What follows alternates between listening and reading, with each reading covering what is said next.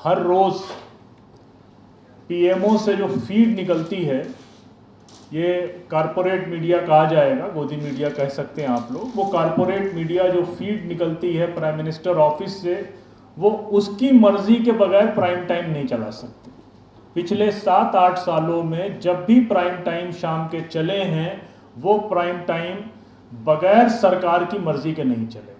आप लोगों ने इसी चुनाव के बीच में देखा होगा कि दुनिया की बातें हो गई, लेकिन ऊपर से ऑर्डर था तो प्रज्वल रवन्ना पर एक बहस नहीं हुई, बेरोजगारी पर एक बात नहीं हुई। किसान आंदोलन को आप याद रख रहे होंगे, आप उससे पहले तमिलनाडु से जो हमारे किसान भाई जंतर मंतर आए हुए थे, उनको एक फीड नहीं मिली। क्यों नहीं मिली? क्योंकि सरकार नहीं चाहती थी।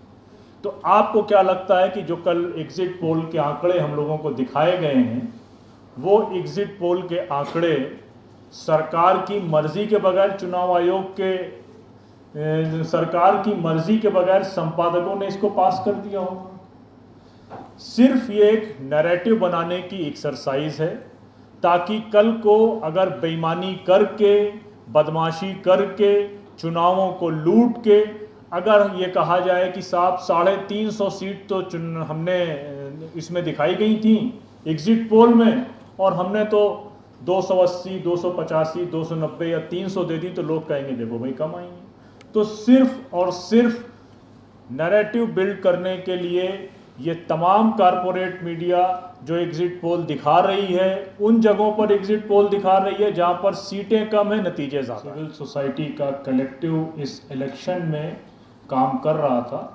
इसी समय बम्बई के प्रेस क्लब में और बेंगलोर में एक प्रेस कॉन्फ्रेंस को हमारे बेंगलोर और बम्बई के साथी संबोधित कर रहे हैं, जिसमें तकरीबन अलग अलग कैंपेन्स और उनके अलावा 120 से ज़्यादा ऑर्गेनाइजेशंस का ये कलेक्टिव है, जिसमें पूरे देश में हम लोग इस इलेक्शन में काम कर रहे थे। और इस इलेक्शन में काम करने का मुख्य उद्देश्य देश में फांसीवादी ताकतों को हराना और उनके साथ साथ चुनाव की प्रक्रिया में जो धांधलियाँ अपनाई जाती हैं, चुनाव की प्रक्रिया में जो गलत काम किए जाते हैं, उनको रोकना था, और साथ के साथ वोट के प्रतिशत को बढ़ाना था। इन पूरे चीज़ों को लेकर हमने काम किया। लेकिन इस पूरे काम में जो हमारा असल काम था, जिससे हमने शुरुआत करी थी, वोटर रजिस्ट्रेशन के कैंप से शुरुआत थी। और हम ये चाहते थे, ये पूरे सिविल सोसाइटी का कलेक्टिव ये बात चाहता था कि देश में इस बार चुनाव का मत प्रतिशत बढ़ाया जाए। लेकिन इस पूरी प्रक्रिया में चुनाव की जो सबसे अधिक हमको निराश किया, वो चुनाव आयोग ने हमको निराश किया। चुनाव आयोग ने आज ये बात अपनी प्रेस कॉन्फ्रेंस में खुद मानी कि ये मौसम चुनाव के लिहाज से नहीं था। आज जब चुनाव इस देश में ख़त्म हो चुके हैं, कल मतगणना शुरू होगी, तो सबसे पहले हम उन परिवारों के साथ दुख व्यक्त करते हैं जिन्होंने अपने घर के लोगों को, सरकारी कर्मचारियों को चुनाव की इस प्रक्रिया में जिनका देहांत हुआ, जिन्होंने अपने घर वालों को खोया। तो ये एक अनऑर्गेनाइज प्लानिंग का नतीजा था चुनाव आयोग की, जिसमें सिर्फ मिर्ज़ापुर में एक बड़ी तादाद में 12 से ज़्यादा लोग जो है वो अपनी जान गई उनकी इस गर्मी के कारण, और एक बड़ी तादाद जो है वो बीमार हुई और लोग वोट को नहीं जा सके। तो जहाँ पर चुनाव आयोग को हम लोगों को ये लगता है कि इस पूरी प्रक्रिया में जिस तरह से सीए के रूल्स नोटिफाई किए गए और 3 दिन के बाद चुनाव आयोग ने प्रेस कॉन्फ्रेंस करके चुनाव का ऐलान किया, तो उससे लगता है कि ये चुनाव आयोग की कोई प्लानिंग नहीं थी, बल्कि ऊपर से जो उसको इंस्ट्रक्शंस दिए जा रहे थे, वो इंस्ट्रक्शंस वो फॉलो कर रहे थे, और वो इंस्ट्रक्शंस आज तक फॉलो कर रहे हैं। उसमें उनका अपना कोई विजन नहीं है, उनका अपना कोई रोल नहीं है, उनका अपना कोई सेटअप इस तरह का नहीं है।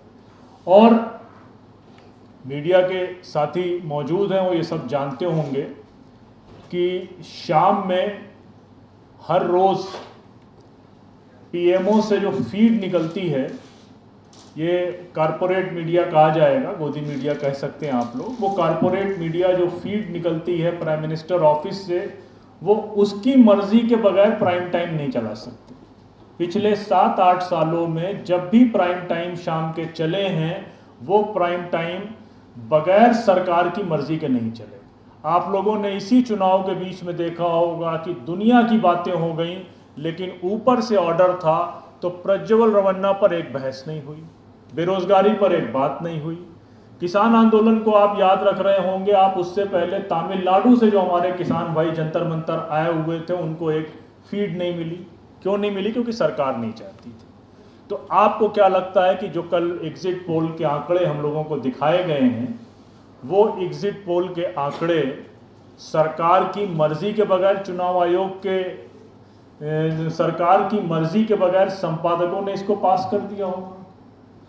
सिर्फ ये एक नैरेटिव बनाने की एक्सरसाइज है, ताकि कल को अगर बेईमानी करके, बदमाशी करके, चुनावों को लूट के अगर ये कहा जाए कि साहब 350 सीट तो हमने इसमें दिखाई गई थी एग्जिट पोल में, और हमने तो 280, 285, 290 या 300 दे दी, तो लोग कहेंगे देखो भाई कम आई है।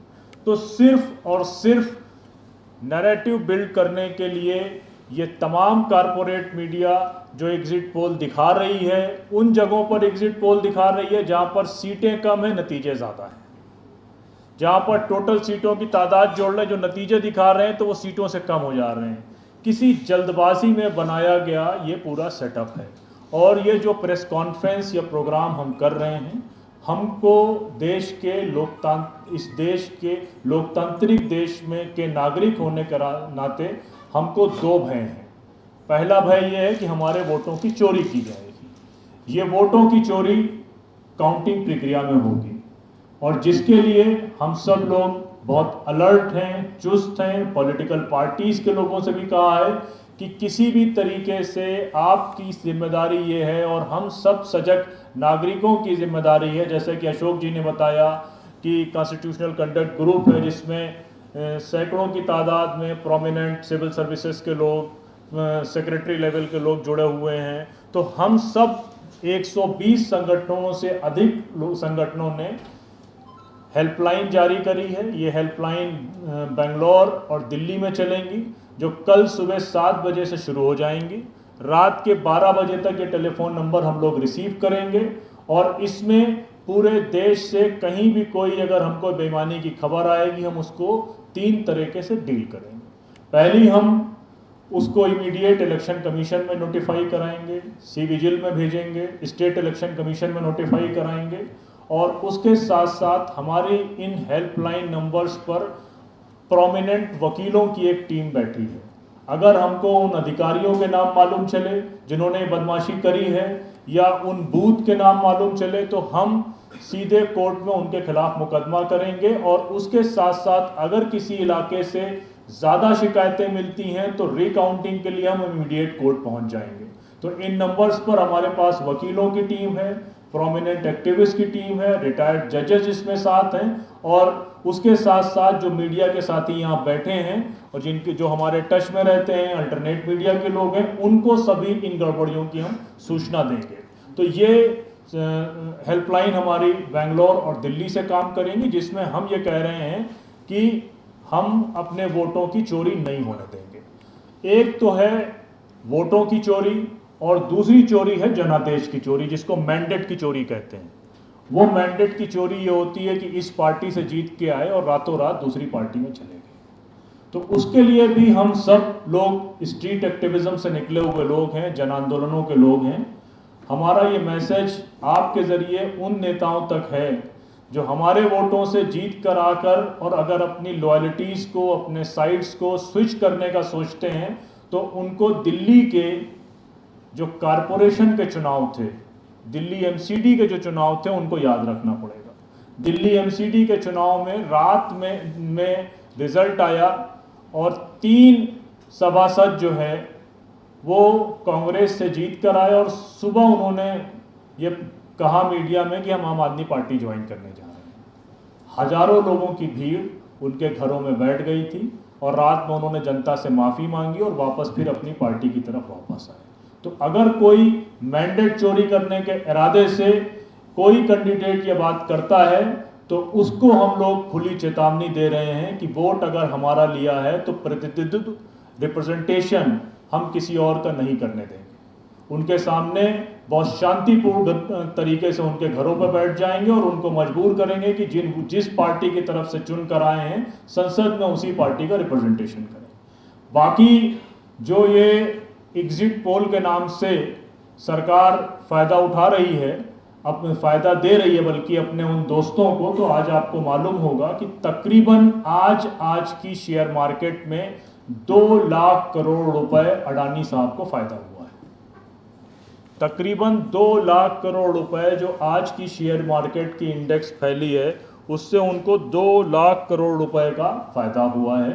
और हम सब इसको सिर्फ जाते जाते, इस सरकार का जाते जाते अपने दोस्तों को फ़ायदा पहुंचाने के लिए एग्जिट पोल के अलावा इसको सीरियस नहीं ले रहे हैं। और आप लोगों से भी ये अपील है कि आप अपने अखबारों के ज़रिए, अपने चैनल्स के ज़रिए, अपने जो भी मीडिया हाउसेस हैं उनके ज़रिए ये मैसेज देने की कोशिश करें कि ये सिर्फ डेमोरलाइज करने की तकनीकी है।